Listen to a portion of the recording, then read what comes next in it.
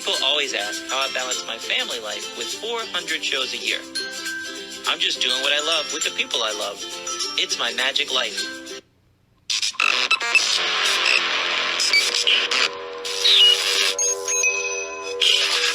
I like Wes Iseli. I like everything about him.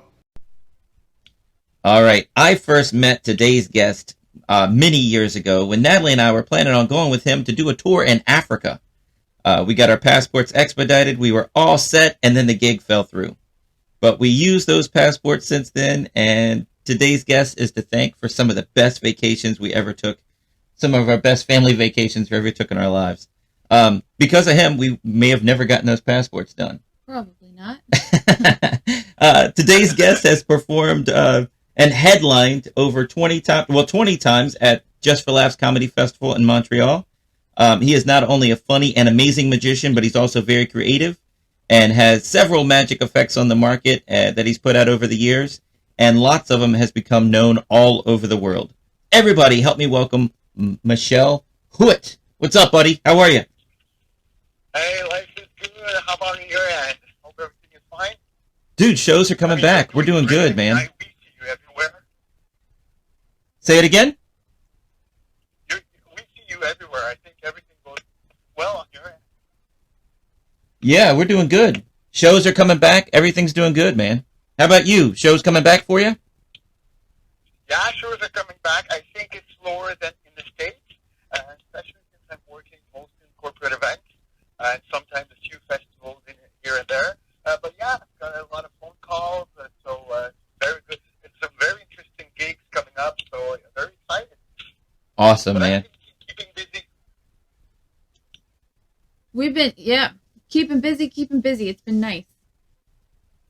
Oh, yeah. I mean, I see so many magicians complain, and of course, there's no reason to complain, but I mean, you can just sit there and wait till everything comes back, or you can do something. And so I've been doing a lot of something. Well, how many releases did you come out with during the pandemic? All right, let me see. I just wrote a book on memory because I give memory workshops online and offline. So I just released a book that is available on Amazon. It's the Memory Gym. I give that workshop here. And I released the comic table. I released Vice Versa with Christian Sheng from Card Shark.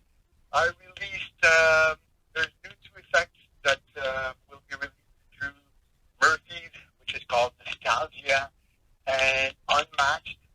I released something else called like the Memory Workshop, and I don't remember the name. Card Advertisement. Card Advertisement and a Switch. What else? I released something else. I don't remember what exactly. But yeah, so I've been keeping very, very busy. I saw your card advertisement on your website yesterday. That looks really good. Yeah, like all my stuff, very commercial. You can focus on presentation. No need for diagonal palm shit or anything. I like those moves, but I mean, for me, when you perform, I mean, there's so many things to think about. I want to concentrate on them, and for me, the trick should be easy. Well, dude, I got your socks magic trick for Christmas from a magician friend of mine, and it's great, dude. I love it. It's great. I love it too. I honestly, of course, a lot of people say, will you release an Easter version, a St. Patrick's Day version? You know what? As long as people buy them, it's a great trick. It's commercial. So I do all three versions because there's Halloween version, a Christmas version, and the standard version. Yeah, it's great, dude. So let's start back at the beginning. How did you get started in magic? I started quite late, so I did not receive a magic kit when I was 3 or 5 or 6. Actually, I started magic at 23 years old, and it came to a negative moment in my life, but it helped me, and it's positive ever since because my parents both died in the same year, 1993, 4 months apart. And I was Wow. There's no age to lose your parents, but being orphan at 23 years old, I have no parents. It's a hard blow. So, so a couple of months after my mom's death, I saw a musician, and he was performing. I was around him with 10 other people that I did not know. And when I saw him perform, I realized I literally took a step back from the performance area, and I said to myself, wow, we've been there for 10, 12, 15 minutes. I don't know. Time stopped. And not once I thought about my parents. And I said, this thing is so powerful. And at that moment, I knew exactly what I wanted to do. So I looked at everybody else, again, that I did not know. And I knew that we all have our problems, but I knew also that no one there was thinking about their problems. So I said, magic is really, really, really powerful. So the next day, I looked in the yellow pages, and I found that there's Magic Spectrum in Montreal, and now it doesn't exist anymore. So I went there, and I bought the first book, which is Mark Wilson's Course in Magic, which is the best book to begin with. Wow. Wow. What a crazy beginner story. I have to ask, though, what happened to your parents? My father, it was the doctor's fault. So they basically killed him. And right after that, my mother, she was diagnosed with lung cancer. And so my father died on August 11th, then my mother died on December 4th. So in 4 months, both were gone. And I mean, August 10th, everything was going fine. Wow. My father's just at the hospital for very minor surgery, very minor. And, well, he stayed there. Wow, dude. I'm so sorry, man. My dad died when I was 25. I thought that was tragic, but losing both at 22. You know what? We cannot compare tragic. I mean, No, we all but have our tragic, but we all have our tragic moments, and so there's no good age to lose your parents. No. One of my friends last year lost his dad. My friend is 71. He lost his dad, and he was crying. He was crying like. So imagine. So I mean, you know what? That's 30 years ago. Again, the best gift that my parents gave me is the fact that because I was living, I mean, it was dark, and when I saw magic, I saw the light, basically. So that's what they gave me. do you ever use that like as a inspirational, motivational speeches or anything, dude? Because that's powerful. Yeah, you know what? A lot of people ask me, and I always say, not yet. I will use it once, but I don't know. I'm going to use it once. One time. I don't know when. It will happen. But yeah, I think it's solid also in the story, like I just told you. So I don't know. I have to. Because it's a good story, and it's true. That's amazing. That is amazing. So, do you do a lot of comedy shows in Montreal? Is it like comedy clubs like we have in America, or is it corporate stuff mainly that you do, or a combination of both? I would say 95% of my work is corporate. Okay. So yes, there's a couple of comedy clubs. Actually, David Acker owns one of the clubs here. He owns what's it called? I did memory workshop. Company Nest. He owns Company Nest, and that's David Acker, a good friend of mine. And so once in a while I go there, but mainly I'm in corporate field. So I use humor. So it's not you don't come to see comedy, you come to see magic. And sometimes in corporate, you don't even come to see magic. I mean, for most people, they don't even know that there is going to be a magician there. So my goal, being corporate, is to put the focus on the company, on the CEO, on the employees, on the whatever product, whatever service. So this is my goal. So if you put light on them, it reflects on you. So that's how you stand out. If you go in corporate field, thinking that they're there to see you, you'll be disappointed.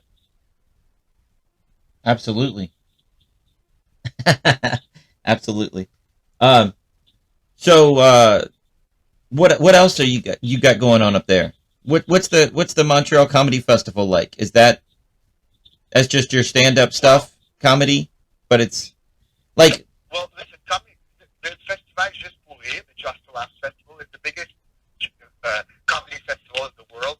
We have lots of festivals here in Montreal, and the reason, and they're all crammed to a couple of months. Why? Because, I mean, you know, our winter lasts from November to April. Ugh. So when the sun shines again and there's no snow, everybody goes outside. I love one of a British guy from the 80s said that he loves summer in Montreal because it's a summer that that knows winter.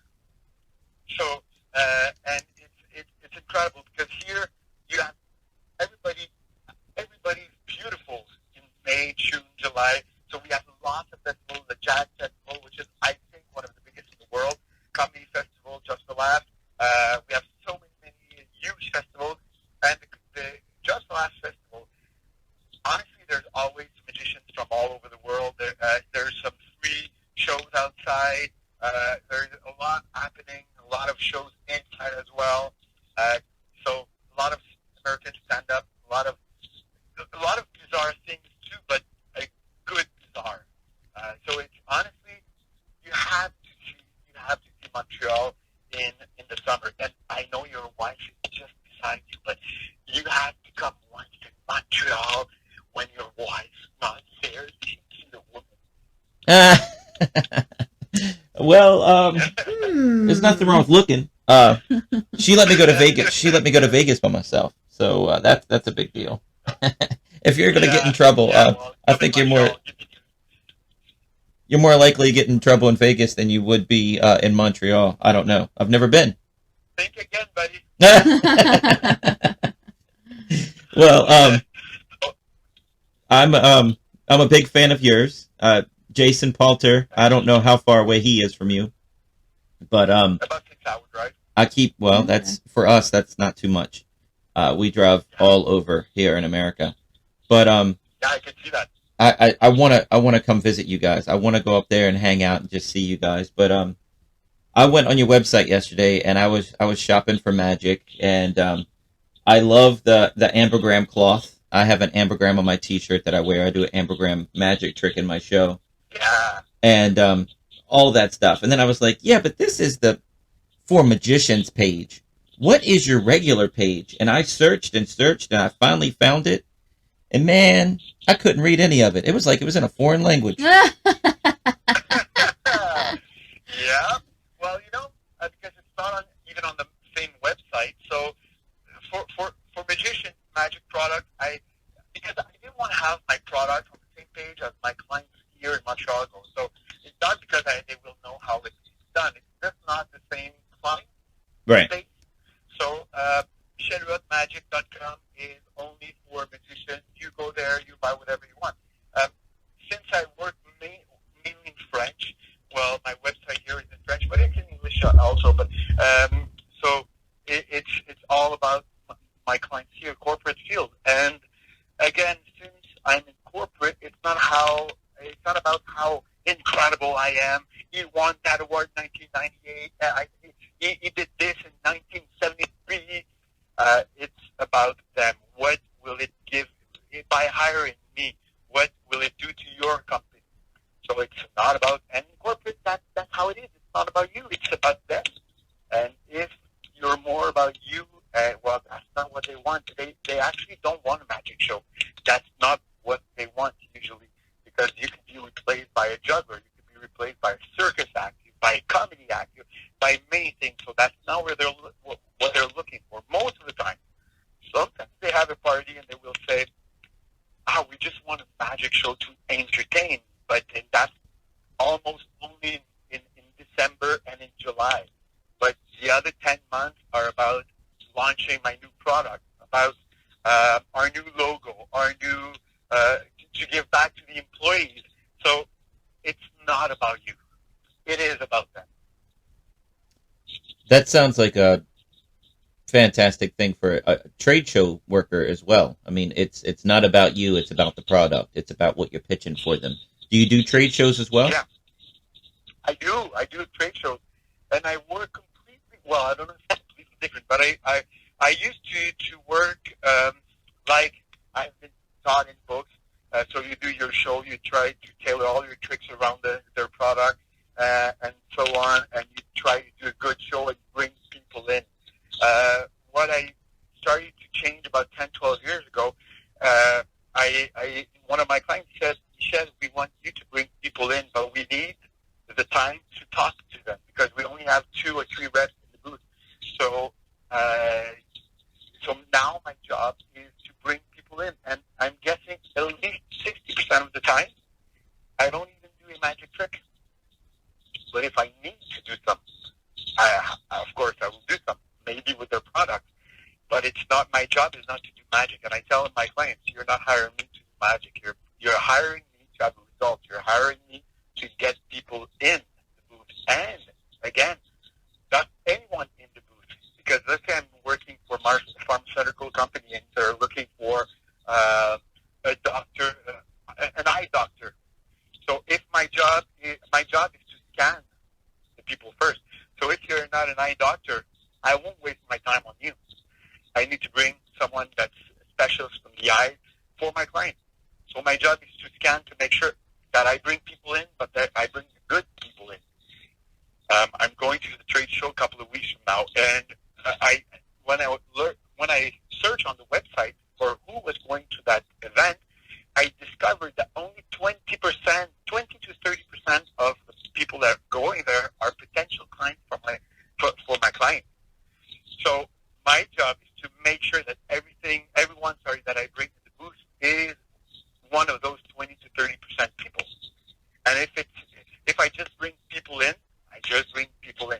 That's not results. That is just having a big mouth and that's it. So yeah, I love corporate. I love the trade shows.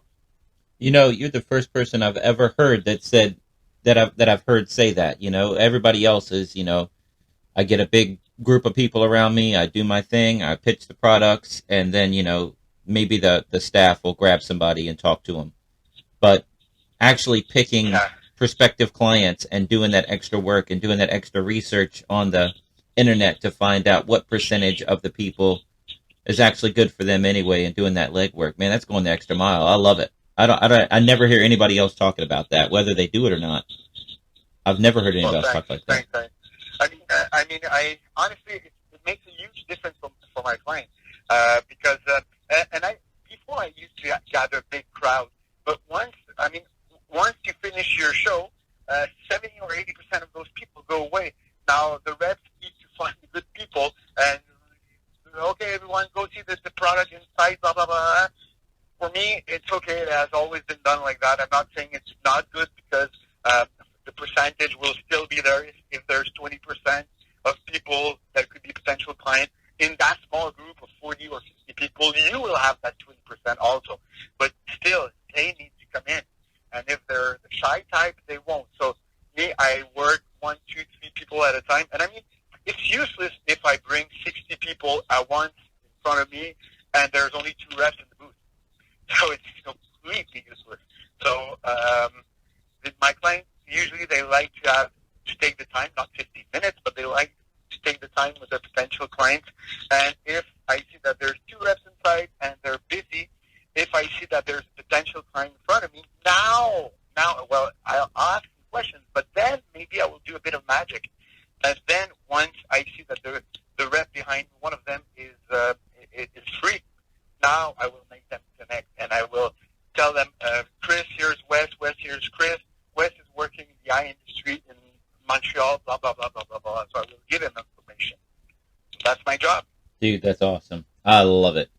That ought to be your next book. How to do trade shows correctly, because lots of them are like street performers. It seems like. Yeah. Well, actually, I've got a book coming out on corporate magic. It's already all written, and now I just need to reread it because Mike Vance read it, but I need to read it again and again and change a few things. And so hopefully it will be available in July. Well, you let me know when it becomes available. I also have a podcast Facebook group, Wes Iseli's Magiclife podcast Facebook group that I just started a couple weeks ago. but I'm going to put this up, and in the comment section, I'm going to put your websites, I'm going to put your Twitter handle, and all that different stuff in the comments below the podcast. So when that new product comes out, feel free to post it there, or let me know, and I'll post it there, so everybody in the world can grab it, man. Thanks. When I first saw you at MAES, that was our first time ever meeting in person.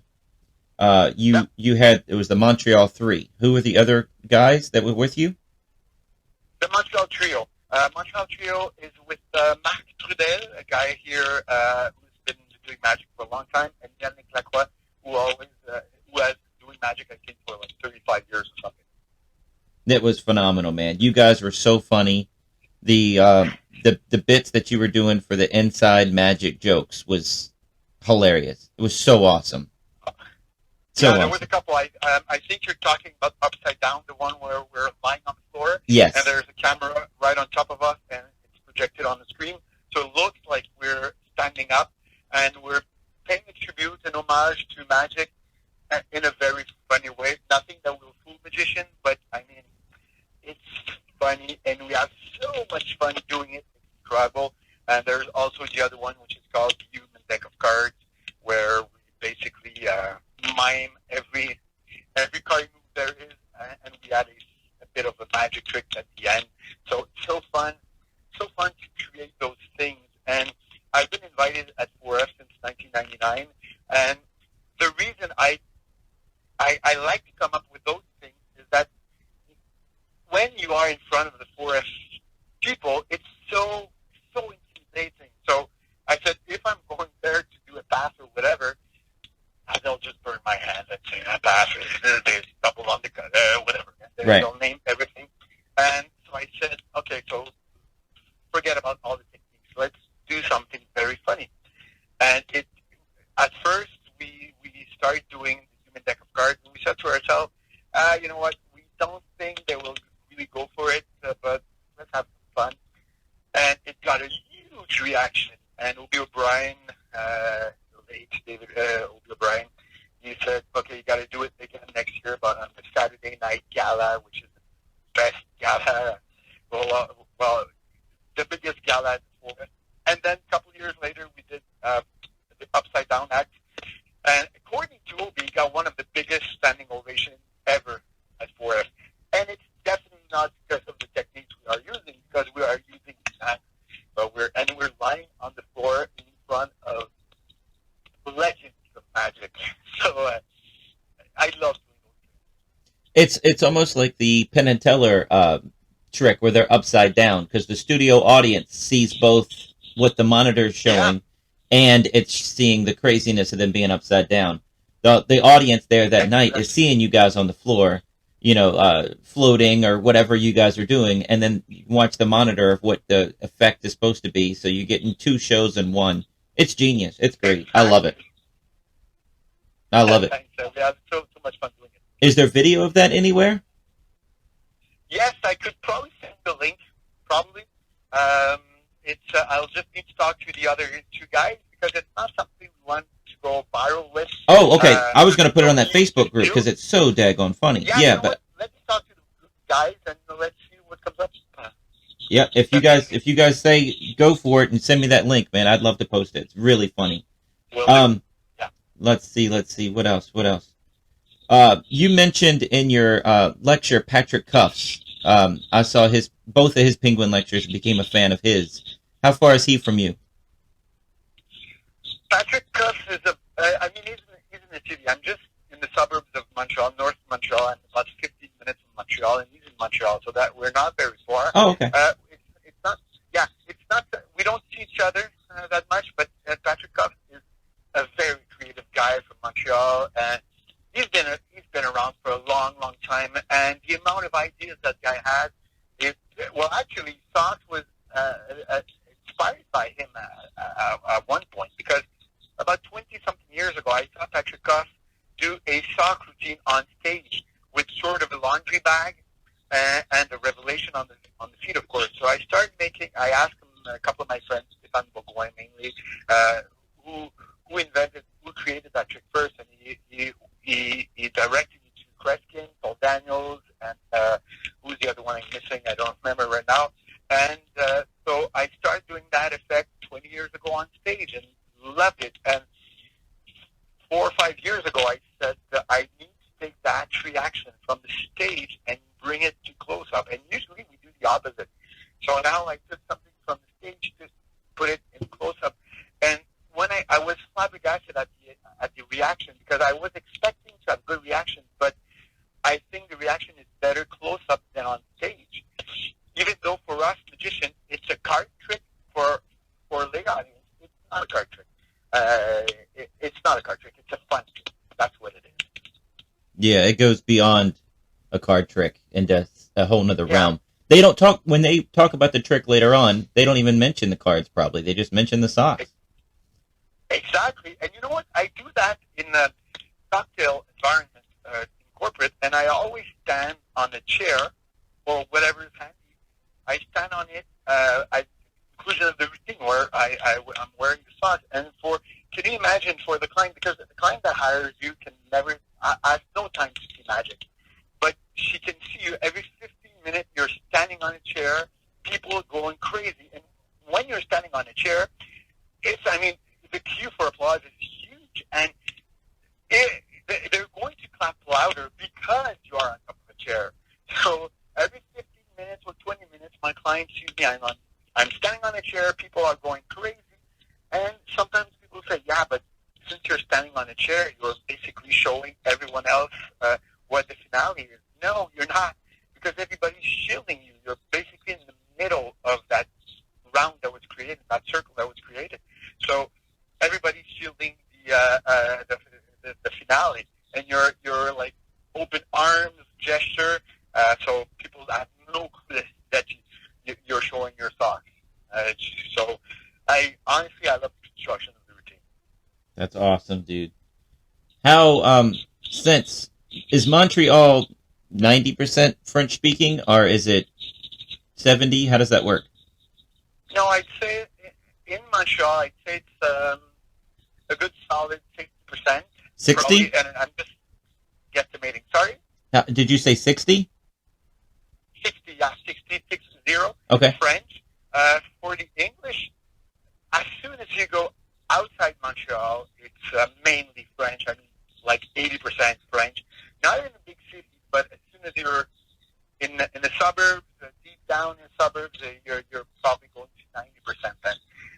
But and can you believe that we only have one official language? We don't have two official languages, which is unfortunate. But still, if you want to have a job in Montreal, you better speak both languages. Too bad it has been taking some very huge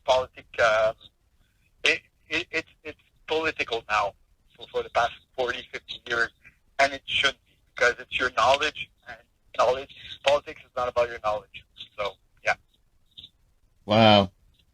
Well, maybe Natalie and you can go ahead and do some French speaking back and forth, and we'll just do this. Really?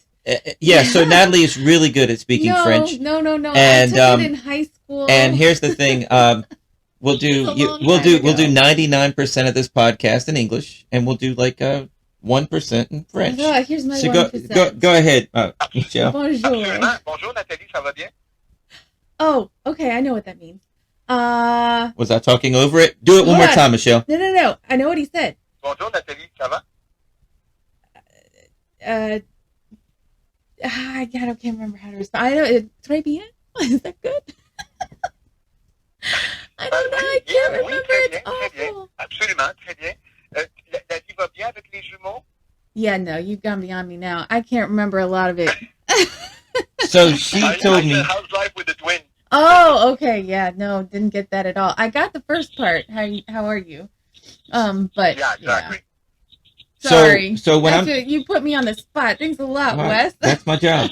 So when I'm dating her, she's showing off and telling me all her awesome talents. She speaks French. She went to France. I did and then not say I could do it that at a magic convention, I got to meet Alain Choquette, and he sold a DVD. Yeah, good friend of mine. He sold a DVD, and the dude did not say the DVD was all in French. He walks out on stage. He walks out on stage, and it doesn't have subtitles.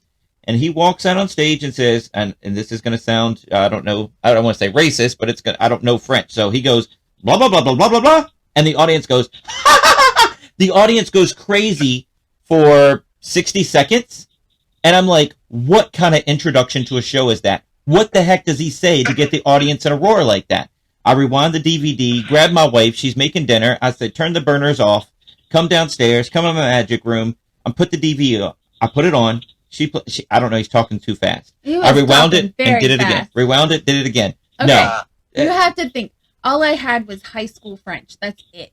I was really proud of myself when we went to France and I could ask somebody directions somewhere and I understood what they told me. But asking, and I know they spoke slow for me. So when he got on and he talked really fast, I'm like, yeah, nope. I don't know. Magic's universal. You don't need the language, right? I mean, you can watch what he's doing, pick a card, it reveals over here, and he's levitating somebody. Yeah. That's universal. But his introduction, he just said a couple things really fast, and the audience just laughed hysterically for a minute. And I'm like, I want to know what he said. I want to know what he said. It killed me, man. And my wife was no daggone help at all. Well, you know what? I'm going to whisper, but I think your wife is just making up words. I believe it. Hey. And I know zero, so probably. I called him the Montreal 3. What did you call him? A trio? Is that French? No, come on. Sorry? I said I called you guys the Montreal 3. Trio, is that French? Yeah, trio. Yeah, trio would be more appropriate. But I remember Talbot coming in Montreal many, many years ago. And while he has a card, tips and signs, this is that time, right? So he starts just mumbling French words. So he says, le cahier, la table, and basically he's saying, the notebook, the tables, the chair, and he's just like pretending he knows French. So very, very good. Love what Talon did there. And you spoke about Alain Choquette. Alain Choquette, I honestly think every magician should watch his show because Alain, and he will be the first to say that, he's not the greatest technician in the world, definitely not. But he knows how to work a crowd, and on stage, you have the impression that you are in your salon. How do we say salon? You're basically in your room. He's just that comfortable. Right. And I mean, he invited me to his show 2 weeks ago, and the guy wears t-shirt and he wears jeans and a hoodie, and he has like, I don't know, 1,500 people in front of him. Very nice mise en scène. Everything on stage is beautiful. And honestly, we should all watch and learn. We should watch, shut up, and learn. That's awesome. Yeah, he's very comfortable on stage. I mean, and that's what it's supposed to be. It's supposed to be, you're in my world now, people. Sit back and enjoy yourselves, you know? Yeah, exactly. But at the same time, yes, you can sit back and watch me. But again, it's like if you invite me to dinner. Right. We expect to have that sort of relation, that short relation that is built between you and me or your family and my family. And if you only do the talking, we'll get bored. And if you only do the talking, you'll get bored. So that it's that communion between the audience and him that makes it wow. After your show, you don't go, wow, that trick and that trick. And you just say, we had a nice experience. It was good from start to finish. And that's what it's supposed to be for me.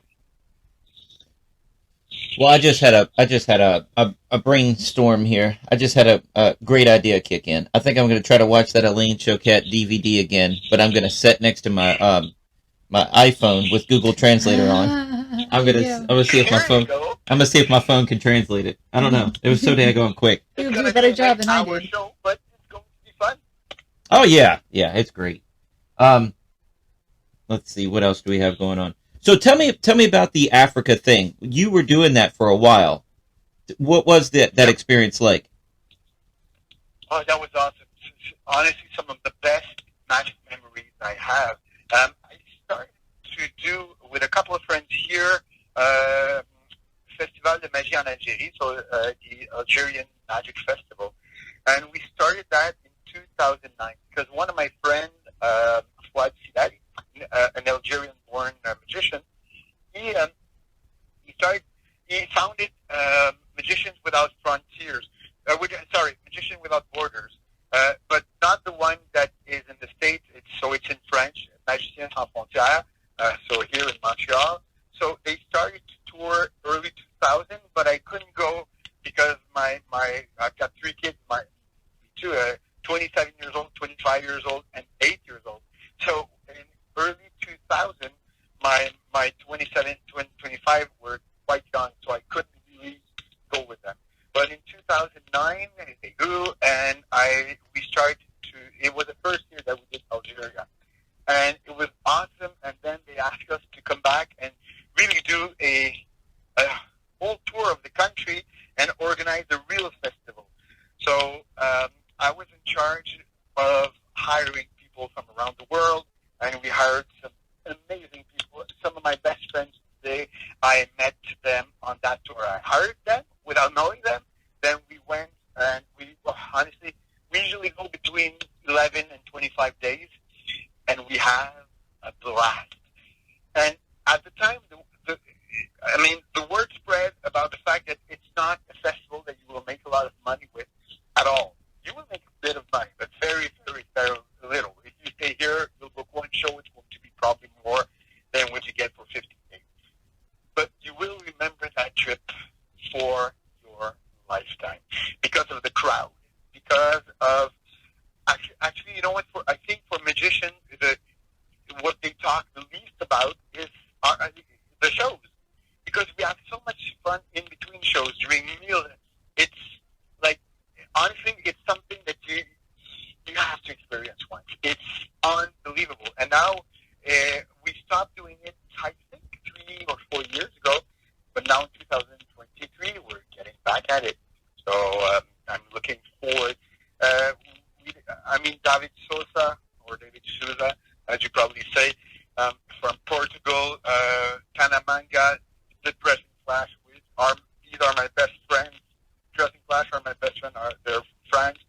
We got a lot of people from France, a lot of people from Portugal, Spain, Japan, North Korea, a lot of, from the States, George Soteriol, Leon Etienne.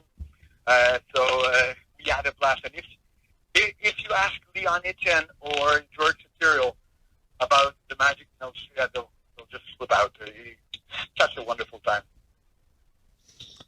Dude, that's what I love about magic. It's not always, every gig is different, and sometimes it's worth it to take a pay cut for a life-changing experience, something that you'll talk about the rest of your life.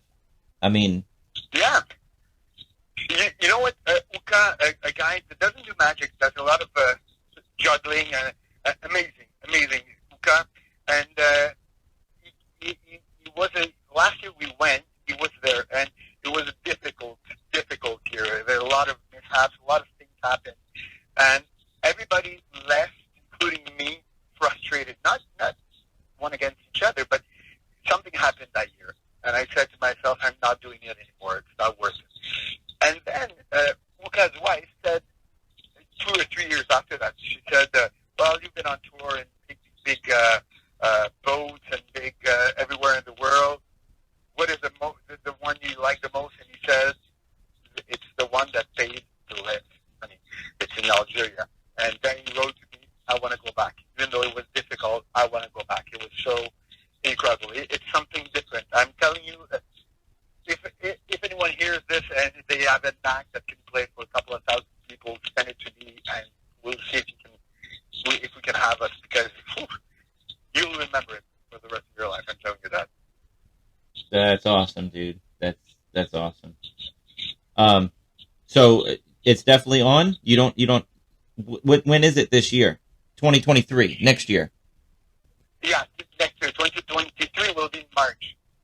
It's a good month to go over there, because sometimes when you go in the Sahara Desert, we once went in June, and in the Sahara Desert in June is very, very hot. Very hot. So March is good because it's a break, it's a cool break, and it's not that hot, it's not that warm. So when you go to Algiers, everything up north, which is facing the Mediterranean Sea, it's a bit cool, but it's good enough. And when you go south, well, now it's probably, I don't know, I'm guessing 25, 26 degrees, so not that hot at all. We're talking Celsius, sorry. No, you're fine. Yes. Yeah, so, it's always in March now. So it's 11 days. How many different shows is it? Are you doing one show a day? Usually, if we do 11, 12 days, we'll do 5 shows, probably. We try to also add a couple of hospitals where we can see sick kids and give them a bit of relief. And so 5 official shows in huge theaters. They're not always the best-looking theaters, or at least they can be nice, but sometimes the lights, if you have 65 lights up, you'll probably only have 22 that are working. But it honestly doesn't. I remember Victor Vascoy came, and Victor, which is going through very difficult times right now because he's from Ukraine. So he did shows with a gimmick stool, and sometimes he couldn't do the act, so he was carrying his stool from one theater to another. Sometimes he couldn't do one show. Like he only did end up doing 2 shows, but it was part of the thing, and we laughed about it. And yeah, you need to be there. Wow. Well, maybe my wife will let me send you a tape again. We'll see if we're qualified. Maybe we could talk French there. All right. Yeah. You guys can keep busy the whole time. I'm gonna have to brush up. So, they speak Arabic and they speak French. So. Oh, okay. Yeah, definitely need to take a refresher course or something. how's your Arabic? No, non-existent. It's a very hard language. I do speak a couple of words here and there, but it's a very, very, very hard language to learn. All right, so I want to go back, and I'm changing gears here and talk about your product page. MichelHuotMagic.com. Your comment table is a very original idea. I'm like, oh, he's selling the table. Everybody sells the table. And then I watched the video on it. I'm like, dude, that's great. That's awesome. How'd you come up with that idea? The first time I got the idea was in 2003, and I had a prototype done then, and it was awful. The prototype looked like, I don't know, it just looked awful. It was very, very thick. It didn't hold on the table. The wood, enough. So sometimes you get a bit discouraged. You take the idea and throw it out, and that's it. But then when the pandemic hit, the first show I did, of course, I wore my mask because we were 3 months in the pandemic. So the first table I do, I come up and I want to put something. I just want to put my card case on top of their table and my Sharpie. And I remember the elder woman said, "Oh, please remove this from the table. It's not against you, but I don't feel comfortable with everything that was going on." So I said, "Not a problem." So I stopped doing, because I don't use the table. I use the table, but I don't use the table. So I said, okay, I got to bring back that idea of having it. I sell it as a small table. I should sell it as a small stage because that's what it is. So it clips. And you know what? I even regret the name because the comment table is good, but I should have called it the Eclipse table, because in Eclipse there's a clip that I really like in there because you clip it on the table, and so it makes a small stage. And even for someone like you who won't do an effect on the table itself, at least I can put my things on there. Right. You know, Wes, I know you perform in real life situations, so sometimes you have to squeeze in, and there's so many things on the table because the banquet people decided to bring a table that usually fits 10, and they put 12 people in there because that's how they make money. Yep. And so sometimes you have no space. You will put your things on top of their plate, or where are you going to put the stuff? So the comment table does. I put everything on there. Some of chop cup routine. But I mean, if everybody sees well, why not? And it adjusts to any thickness. So it can be like those glass tables, which are only 2 or 3 millimeters thick, or it can be a 5 inches table. It doesn't matter. It will sit there. And you can adjust to make sure it's always level. So honestly, I'm very proud of that thing. It's funny because on the Magicians Only Facebook group, someone from England posted that he used it for the first time, and blah, blah, blah, and the table got bashed. People like saying bad things about it, and some people call me and say, Michel, I hope you're doing great. I hope you're okay. Honestly, those people, I mean, you can say this is not for me. This is not for me. I would never use it, blah, blah, blah. There's no problem saying that. But to say bad things about a product like that when you know it's not a bad product, that's just plain stupid. So I don't worry about any of those guys. That doesn't affect me at all. I am a real worker. Exactly. A lot of the people, if you look at the negativity on these groups, it is people that work at Walmart or work at regular jobs. They do not do magic full time, and they are super opinionated. The professionals either don't say anything, or they say, no, think about it. You could use it for this. You could use it for this. My question is, all right, so you can make it looks like it comes above the table, maybe about 5 inches. Could I make it like a foot above the table by adjusting it so it could be higher? Yes, I just prepared one now I'm sitting one today in the States. So yes, there's 3 height levels. So from about 6 inches to almost 12 inches. Yeah.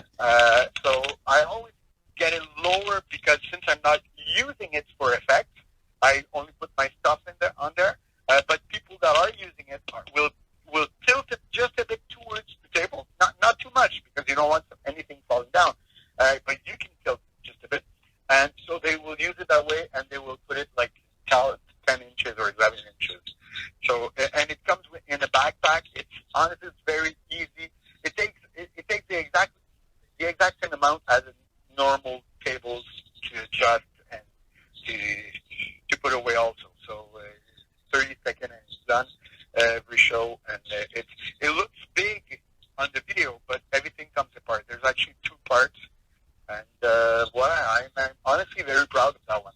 So I did restaurants for over 20 years. The only reason I stopped doing restaurants was because the pandemic hit, and I didn't want to do restaurants with a mask on. It takes away the personality. You can't see my reactions. You can't see their reactions. And for the people saying, don't get near me with cards, and then reusing cards and things like that. And really, business is at a level I don't need restaurants anymore. But I'm thinking of it just for the family restaurant workers alone. Think about the drinks that have been spilled on your gimmick deck of cards. You won't have that if your table is floating above their table. Exactly. And you know what? I think it elevates a bit everything you do. Because, again, like, how many times have I put, and I don't work restaurants, I do corporate field, but sometimes I put my deck on the table and someone just spills salad dressing on it, or whatever. Now, that's it. Not anymore. Right. So, and of course, if someone brings a table and just clips it to the table and without saying a word, that's rude.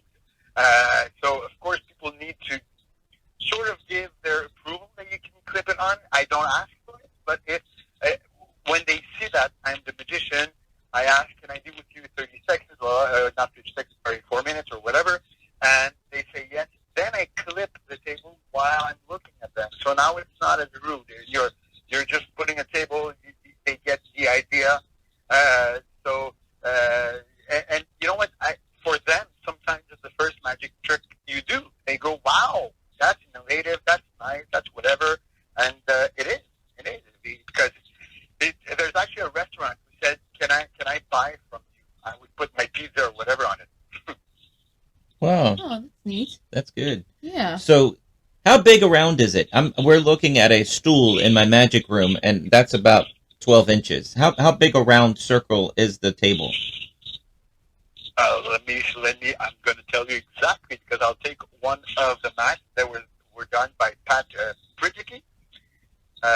And it's When we 12 inches. Yeah, 12 inches. So when he says it clips to the table, it Yeah. doesn't. Think about like a C, Uh-huh. and it just hangs. Yeah. The weight of it hangs. So Oh, the table's cool. here. Exactly. Yeah. So it's just that. You're not Yeah. clipping, screwing. When you say Yeah, it's clip, just it sounds like a bulldog attaching. clip we have in the States. You have to squeeze it and release it. This thing, you just No, kind of, it's the nothing C like just that. kind of holds it. Gravity holds it in place. Yeah. Yeah, it's exactly that. It's the gravity. So it's actually the gravity and the weight of the table. So you need that weight. If the table itself wouldn't be there, the arm would fall out because there's not enough weight. So we based the model on those thing for wine to cold wine for white wine. Yeah. So sometimes there's something that sort of clips to the table, and you put the wine in the bucket. So we based our arm on that. And the quality is A1, all done in Montreal. The quality is awesome. So it won't break. It's steel and it's wood, and it's and of course the close-up mat comes with it. So and the close-up mat. What's cool about Patrick Pizziki's mat, those mats, is that you put some Velcro on the table, and now your mat can go either way. So we have black red, black blue, and black green. So if you decide tonight it's black, it goes on the black side. If you decide it's red, you turn it around. That's awesome. I love it, man. Michel Huot Magic.com for all of those different things. I mean, your priceless trick, I mean, that was used in television specials and by magicians all over the world. I've seen that thing performed at magic conventions for the longest time now. That must have been a big seller for you. Yeah. So help me with your real website, because like I said, I barely speak English. So the magician corporate if.com. I'm saying LeMagiciencorporatif.com. So of course it won't really interest any magician out there. But if you want to see a website that is geared for corporate clients, it's a bit old now, but I mean it still works very good. I've got other websites also that you may not be aware of. The latest is memorygym.co. So this is a workshop I'm giving for anyone. It was basically designed for entrepreneurs, but now anyone can take it. So memorygym.co. So this is something else different, but I really like the look of the website. So take a look at that. And I've got another website which is also in French only. It's magipro.com. So magie with an E. This is something I was supposed to do just before the pandemic hit. So it's a 3 or 4 days where people would come here, or I would go in their country and I would only have 6 or 7 people, and it's for 3, 4, or 5 days, and it's all about the things we don't see. So we talk about magic, but we talk about how to sell yourself,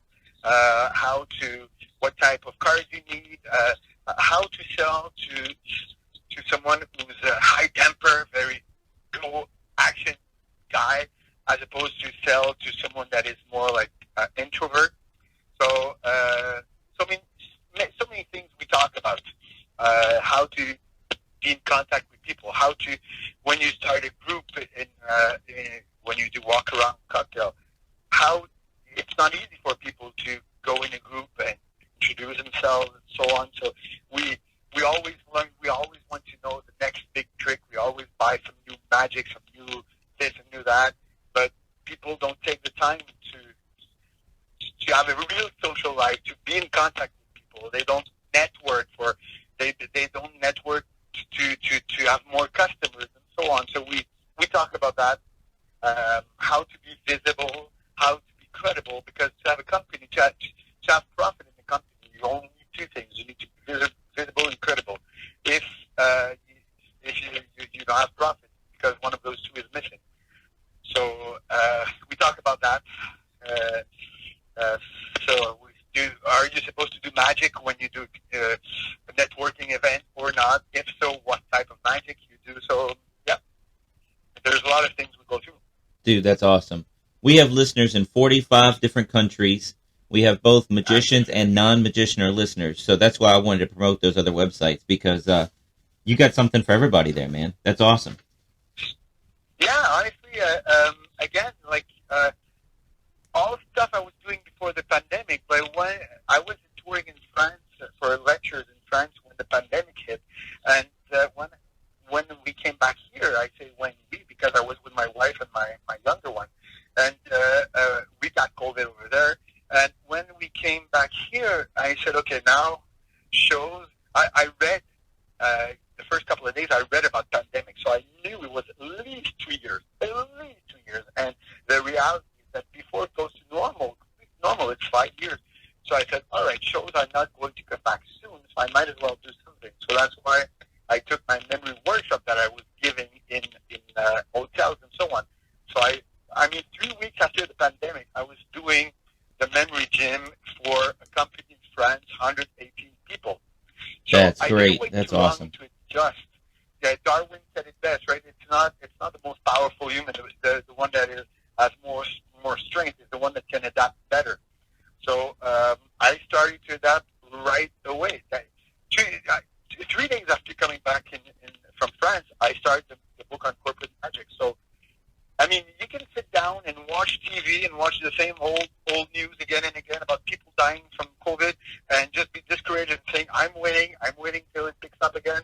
But you're just going to waste your time. You're actually going to waste your life.